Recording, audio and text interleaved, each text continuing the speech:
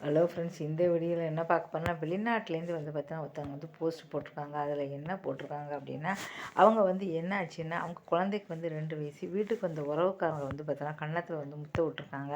அவங்களுக்கு என்ன நோய் என்னன்னு தெரியல. அது வந்து அந்த குழந்தை சின்ன குழந்தை அப்படின்னா உடனே பாதிச்சிடும். அந்த கண்ணில் வந்து பாதிச்சு ஒரே அரிப்பு ஏற்பட்டுச்சு. அப்புறம் டாக்டர்கிட்ட காட்டதில் அந்த கண்ணே வந்து பார்த்திங்கன்னா அவங்களுக்கு வந்து பார்வையே வந்து போயிடுச்சு. இப்போ வந்து திரும்ப பார்வை வரத்துக்காக அவங்க முயற்சிகள் வந்து பண்ணிகிட்டு இருக்காங்க. இதுக்காக என்ன சொல்லியிருக்காங்க அப்படின்னா, சின்ன குழந்தை யாராக இருந்தாலும் சரி தயவுசெய்து வந்து பார்த்திங்கன்னா முத்த விடாதீங்க சொல்கிறாங்க. ஏன்னா சின்ன குழந்தைக்கு எதிர்ப்பு சக்தி வந்து ரொம்ப கம்மியாக இருக்கும். நீங்கள் முத்த விடும்போது நமக்கு எதுவாக இருந்தாலும் சரி அது உடனே ஏறும். அதனால் என்னோட குழந்தையோட கண்ணே போயிடுச்சு, எல்லாரும் ஜாக்கிரதையாக இருங்க அப்படின்னு சொல்லியிருக்காங்க. அதனால் யார் எந்த சொன்னாலும் டக்குன்னு வந்து எந்த குழந்தையாக இருந்தாலும் சரி முத்தம் வந்து கொடுக்காதீங்க. ஏன்னா அந்த காலம் வேறு இந்த காலம் வேறு. இந்த காலத்தில் புதுசு புதுசாக நோய் வருது.